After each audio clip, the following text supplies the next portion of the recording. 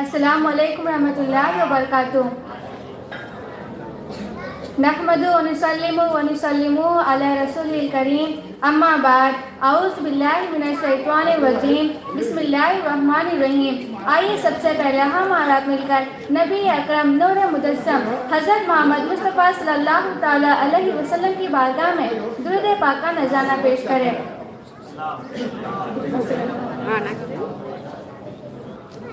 کہ محمد سے وفا تو نے تو ہم تیرے ہیں، کہ محمد سے وفا تو نے تو ہم تیرے ہیں، یہ جہاں چیز کیا ہے لوح قلم تیرے ہیں.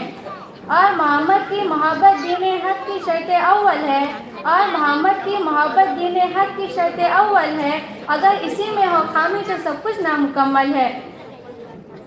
آج میری تقریر کا عنوان ہے ہم اپنی اولاد کی تربیت کیسے کریں، کیونکہ اولاد اللہ کی امانت ہے، اور امانت میں کوتاہی صرف مار پیٹ نہیں ہے بلکہ تربیت چھوڑ دینا بھی ہے. یاد رکھنا، بچے ہرگز وہ نہیں کرتے جو آپ کہتے ہیں بلکہ وہ کرتے ہیں جو آپ کو کرتے ہوئے دیکھتے ہیں. جب آپ بچوں کو نماز کے لیے تلقین کرتے ہیں تو سب سے پہلے آپ کے اوپر ضروری ہے کہ اپنے گھروں میں نماز کا ماحول بنائیے.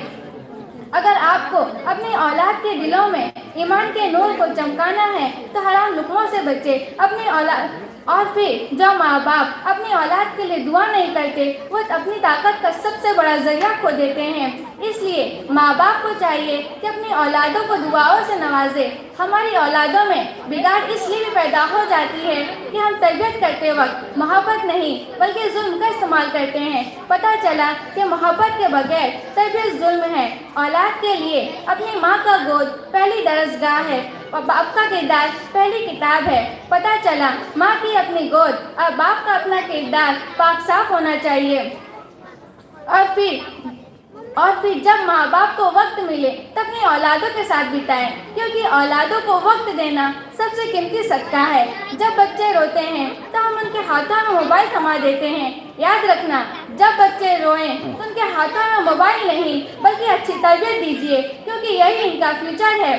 بالخصوص ماں باپ کو جھوٹ نہیں بولنا چاہیے، کیونکہ جو ماں باپ جھوٹ بولتے ہیں وہ سچ بولنے والی اولاد پیدا نہیں کر سکتے. اور یاد رکھیے گا، اپنے بچوں کو علم سے پہلے ادب سکھائیے، کیونکہ جب ادب آ جائے گا تو علم خود اپنا راستہ بنا لیتا ہے. اپنے بچوں کو بری محفلوں سے دور رکھیں، کیونکہ جب بچے کی دوستی برے لوگوں سے ہو جائے گی تو اس کا ایمان برباد ہو جائے گا. اپنے بچوں کو غصے میں نصیحت نہ کریں، کیونکہ غصے میں کی گئی نصیحت بچوں کے دلوں میں نفرت پیدا کرتی ہے. ماں باپ کو چاہیے کہ اپنی اولادوں کے سامنے نہ لڑیں، کیونکہ ماں باپ کی لڑائیاں اولاد کے دلوں میں عمر بھر کے لیے زخمی کر دیتی ہے. اولادوں کو اللہ سے جوڑے، محبت سے، ظلم سے نہیں. چھوٹی چھوٹی دعائیں دیتے رہیں، کیونکہ ماں باپ کی دعاؤں سے بچوں کی زندگیاں سنورتی ہیں. اپنے بچوں کو حلال روزی کی تربیت دیتے رہیں. اپنے بچوں کو نبی کی سیرتیں پڑھاتے رہیں. اگر آپ کے بچے غلطیاں کرتے ہیں تو آپ انہیں تنہائیوں میں سمجھائیے، یہی اصل طریقہ ہے.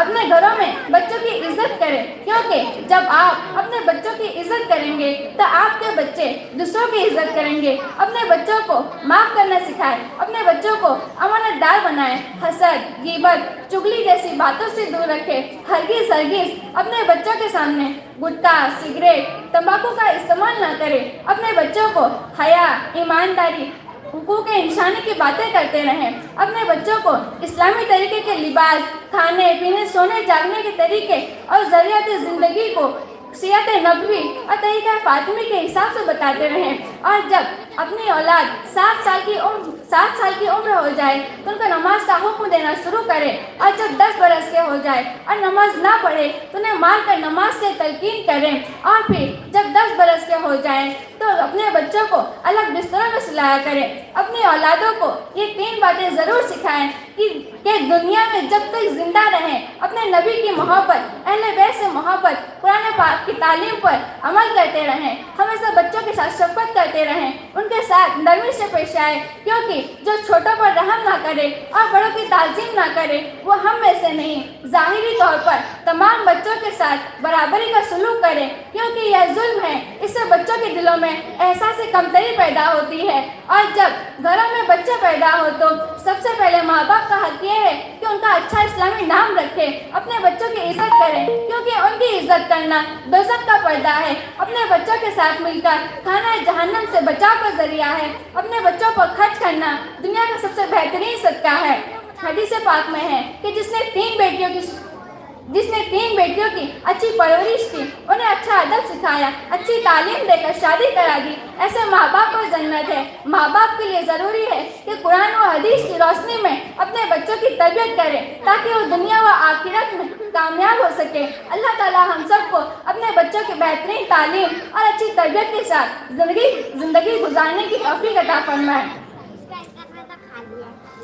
بلبل کو پھول سما کو پروانا چاہیے، بلبل کو پھول سما کو پروانا چاہیے، ہم کو رسول پاک کا دیوانہ چاہیے۔ خدا نے آج تک اس قوم کی حالات نہیں بدلی، خدا نے آج تک اس قوم کی حالات نہیں بدلی، نہ ہو خیال جس کو خود اپنے حالات بدلنے کی۔ السلام علیکم۔